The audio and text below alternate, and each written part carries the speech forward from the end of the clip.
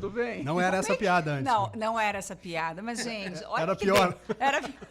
Gente, olha que delícia a gente poder começar o dia e ouvir pessoas, né? A gente relaxando um pouco, falando. E não falando por maldade, nada. A gente curtindo, relaxando, né? E sim, hoje é o conclave, 11h30 da manhã, abre, né? Esse processo, esse ritual. 12 horas, essa foi boa. Pegou pesado, né? Olha, que eu acho que a minha piada demora, é mais né? leve. Demora.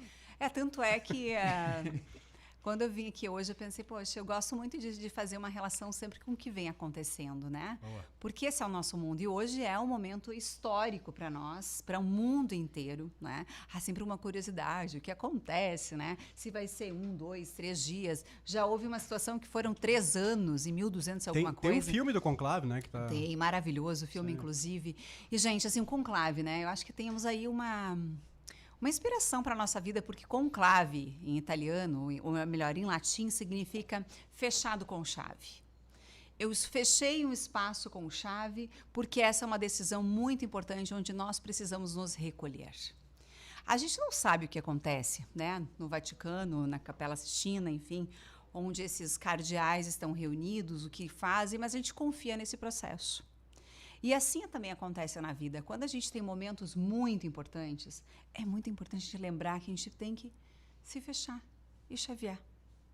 Aquele momento exige da gente um pensar diferente, um sentir diferente, porque as decisões importantes, elas não podem ser tomadas de uma hora para outra. E muitas vezes a gente não se permite tomar decisões em 1, 2, 3 e às vezes anos. Não pode ser que nem o nosso Congresso, que aprovou ontem com voto virtual, né, às escuras, o aumento no número de parlamentares. Pois é. E isso a gente lamenta muito, só para fazer né? Um paralelo interessante, importante. Mas, assim, essa questão da gente tomar decisões com tempo, com calma, né? E se reunindo com outras pessoas também que têm opiniões diversas das nossas. E vamos combinar que no Vaticano a gente sabe que as opiniões são bem distintas, né? São pessoas que a gente considera sábios e pessoas muito influentes, né? Mas agora trazendo o conclave aí para a nossa realidade, para as nossas decisões de vida, para a nossa felicidade, que é o tema que eu sempre trago, mas lembrando que felicidade não é essa coisa poliânica, mas é aquela indicação de uma vida que vale a pena ser vivida com uma sobreposição de emoções boas. Eu intencionando ter uma vida boa.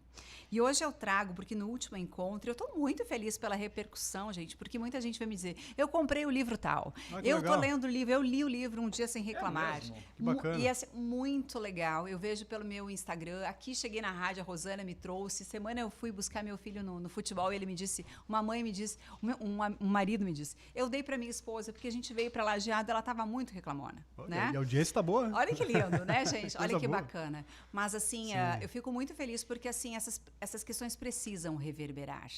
E no último encontro nós falamos sobre felicidade no trabalho no sentido do contágio social e emocional que as reclamações provocam. Isso nós já falamos. Mas agora, hoje eu quero trazer para vocês, assim como as empresas agora em maio, elas começariam a ser fiscalizadas, então a NR1. Né? Amanhã tem debate sobre isso no Conexão Regional, a partir das 16 horas, só para fazer Olha que legal, respeito né? ao tema que tu sempre fala. Isso. Perfeito. Mas assim, eu não vou entrar no que é NR1. Na verdade, é uma atualização ali que o Ministério do Trabalho colocou, entendendo que hoje nós estamos adoecidos e não mais adoecendo em relação à saúde mental, né?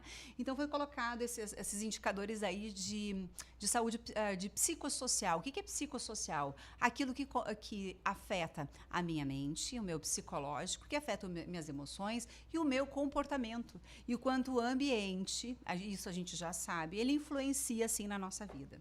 Assim como nós falamos da reclamação que contagia, de coisas boas que também contagiam, o ambiente ele é fundamental. Luz natural é importante para a gente também se sentir bem. Ou seja, existem várias teorias mostrando o que nos faz bem no ambiente e o que nos faz mal.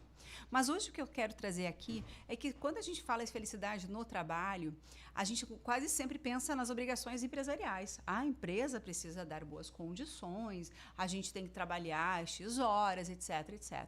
E sim, isso o Ministério do Trabalho faz, é esse o trabalho deles, né? Mas nós temos que pensar que felicidade no trabalho não necessariamente é felicidade de quem trabalha.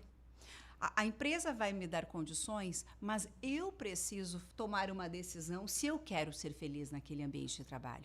E vamos lá. Não somente no ambiente de trabalho, porque eu não sou uma pessoa em casa e não sou uma pessoa no trabalho. Nós somos seres integrais. Inclusive, hoje, quando a gente pensa em trabalho, a gente já não pensa mais em porta nas empresas. Porque quantos trabalhos já são virtuais? Quantos trabalhos a gente leva para casa, muitas vezes? Não que a empresa nos obrigue, mas no pensamento. E uma ideia que eu não tive, algo que eu fiquei preocupado, que não deu certo, um erro que eu tenha cometido. E, gente, tá tudo certo. Então, o trabalho, ele vai e volta, assim como a nossa vida pessoal, ela vai e volta. Legal naturalizar isso. É importante que gestores saibam disso e que nós, colaboradores, quando a gente vai para o ambiente de trabalho, a gente entenda que a gente carrega todas essas questões emocionais, nossas preocupações, indecisões, medos ou decisões que a gente não tem ainda tomado, né? E que às vezes tem relação com o trabalho, mas que muitas vezes não tem. Então, quando a gente fala em felicidade no trabalho, a gente não necessariamente está falando de felicidade de quem trabalha. Sim. Porque no trabalho são essas condições, né? Eu entender que tem programas de bem-estar, eu possibilitar aos meus colaboradores uma pausa positiva, um momento de descontração, um café de integração, mas também nada adianta, às vezes, perfumarias, se nós somos gestores ainda muito rígidos, muito cobradores, que não compreendamos que ali há um ser humano, né? Então, assim, felicidade no trabalho é isso, mas felicidade de quem trabalha, eu tenho que puxar aí para o ouvinte, né? Eu não quero ser muito técnica hoje, porque felicidade no trabalho é muito técnico, a gente trabalha com as empresas, identificar os programas de bem-estar, entender o que a empresa entende como felicidade e bem-estar para criar indicadores, enfim, há toda uma programação aí de como fazer isso acontecer de uma forma legal. Agora, pensando aqui no ouvinte, né? Quando a gente pensa em trabalho, a gente pensa, poxa, 1/3 da nossa vida, e a gente já fez esse cálculo, né? Ou mais, porque os nossos pensamentos, né, vão levando o trabalho para lá e para cá. Então, vamos lá, 1/3 da nossa vida dedicada ao trabalho. Quando eu não faço uma boa escolha de trabalho, o que eu estou dizendo para mim? Que aquela vida ali, que aquele 1/3 não estou considerando que é a minha vida? Aquilo não é tempo vivido? Porque o trabalho também é tempo vivido. O trabalho é um tempo importante, é quando a minha vida está acontecendo. E se eu ignoro que o trabalho é tempo vivido, eu faço de conta que está tudo bem, eu vou levando com a barriga e não tomo decisões importantes. Deve ser uma tristeza. E deve ser uma tristeza. Eu não usar os meus talentos, as minhas capacidades, por eu entender que trabalho simplesmente é uma moeda. E não pode ser uma moeda na nossa vida. Talvez por algum momento é uma moeda, porque a gente precisa sobreviver. Vamos lá. Sim. Quando a gente fala em felicidade, tem um mínimo básico ali que eu tenho que ter de garantias para eu me considerar feliz. Se eu não tenho esse mínimo, é óbvio que a gente está nesse modo sobrevivência animal, difícil, em que as pessoas tomam até decisões questionáveis porque elas precisam sobreviver. Mas a nossa vida é feita de fase, nem toda fase precisa ser dessa forma. Nós todos podemos escolher. Isso é bem duro a gente dizer, porque a gente vai pensar assim, mas tem pessoas que não têm poder de escolha. Talvez em algum momento não. Mas grande parte das vezes nós temos um poder, sim, de intencionar uma vida boa. E o trabalho faz parte dessa decisão de vida. Logo, meu trabalho, se eu associar ele com o meu propósito de viver, com aquilo que eu acredito que seja realmente genuíno meu, vocês aqui no rádio, vocês querem colocar a verdade, querem trazer um mundo melhor para as pessoas. Um jornalista ou um comunicador costuma ser uma pessoa sonhadora, acreditar, questionar. Então, essas habilidades vocês estão colocando a serviço do mundo. Se eu não tenho essa habilidade, talvez não seja esse o meu palco de viver. Mas se a minha habilidade é cuidar de crianças, quanta oportunidade tem nesse mundo. Se a minha habilidade é fazer a crítica, as análises, eu posso ser um escritor, pode ser um analista. Se a minha habilidade é mais com máquinas, tecnologia, gente, quanta oportunidade é nesse mundo. Só que nós precisamos trabalhar com os nossos conclaves. É muito importante nós termos momentos de recolhimento para a gente fazer esse balancete da nossa vida. E o trabalho costuma ser um espaço muito adoecedor, porque há muita gente envolvida. Normalmente é muito mais do que a nossa família. né? Com opiniões diferentes, com jeitos diferentes de viver. E se eu não tenho clareza sobre aquilo que eu faço, eu começo a complicar no trabalho, eu levo a complicação da minha vida difícil para o trabalho. Então, assim, gente, vamos fazer o nosso momento de conclave, para que o trabalho também seja uma extensão de uma vida boa. Porque o que a gente sabe, eu vou usar só alguns indicadores aqui, porque é difícil no rádio a gente conseguir capturar os números, né? Mas pensem comigo, é dado científico que equipes felizes são 25% mais produtivas, elas colaboram 2 vezes mais, elas inovam 4 vezes mais.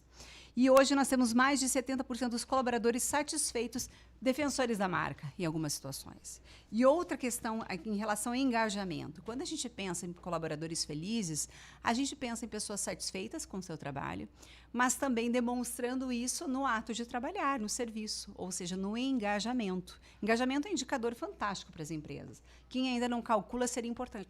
Muito importante calcular. Então, assim, níveis de engajamento. 17% mais produtividade acontece no trabalho com pessoas engajadas. Só que, gente, é muito triste, porque a gente tem menos de 1/3 dos colaboradores engajados.